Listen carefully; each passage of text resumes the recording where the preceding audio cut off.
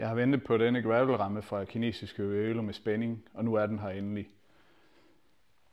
Det er en videreudvikling af deres succes G21. Man har fået tilnavnet Altea. Nogle af de ting, der er kommet til, er blandt andet UDH. Og så er der ændret på geometrien generelt. Der er også kommet nogle små opbevaringsrum. Dem vi kommer til at se senere, når vi har fået den ud af kassen.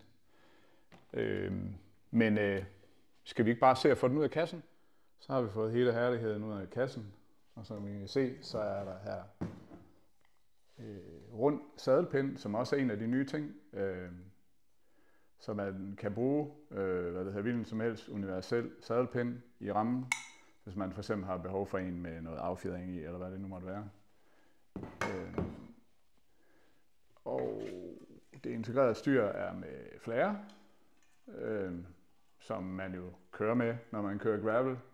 Jeg har bestilt det med et 400 mm med 100 mm frempind.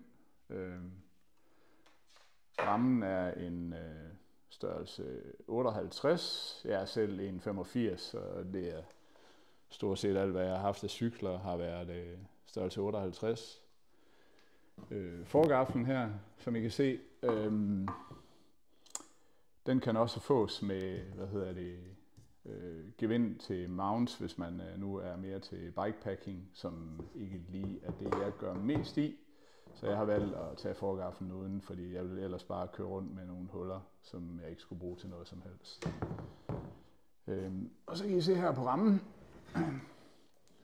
der har vi de her opbevaringsrum. Nu vil jeg ikke stå både og fumle med kamera og det hele på en gang. Det er lidt svært, når jeg kun har en hånd tilgængelig. Men der er nogle små tasker nede i, hvor man kan have sit værktøj, eller en slange, eller en pumpe, eller hvad man nu har behov for. Jeg kan lige prøve at se her, om vi kan få den her ud. Sådan der. Der har vi tasken her, hvor der er en lynlås i bunden, og så kan man have slanger, vingummier, hvad man nu har lyst til. Vi kan også lige kigge lidt på finishen inde i rammen, hvis I kan se det her. Det er ganske nydeligt. En anden ny ting, det er, at krankboksen, det er en T47, så vi har en lidt større diameter, så der er kommet større lejer i.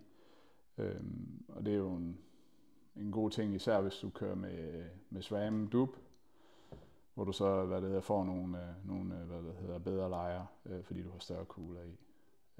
Og det er også SRAM, den kommer til at blive monteret op med. Er der andre ting? Jo, og så er der selvfølgelig alt skøns tilbehør. Der er selvfølgelig en fin montagevejledning med. Der er, det må være, chainstay protector, skruer, headset lejer, aksler og alt skøns muligt, spacer og så videre, så videre. Der er alle de stumper, vi skal bruge her. Og så lige den sidste vigtige detalje. Alt det her, det kan fås for den nette sum af 9.500 kroner hos den danske forhandler og importør Wilner Bikes. Jeg har også hjulsæt gravel specifik fra Oelo. Det måske nok komme til at se ved en senere lejlighed. De er 27 mm indvendig, og jeg mener det er 34,5 mm udvendig. I må ikke hænge mig op på det. Og de vejer lige omkring 1350 gram og kan fås til 6.500 kroner. Det er et fund til de penge. Så man er nået rimelig langt for de penge og har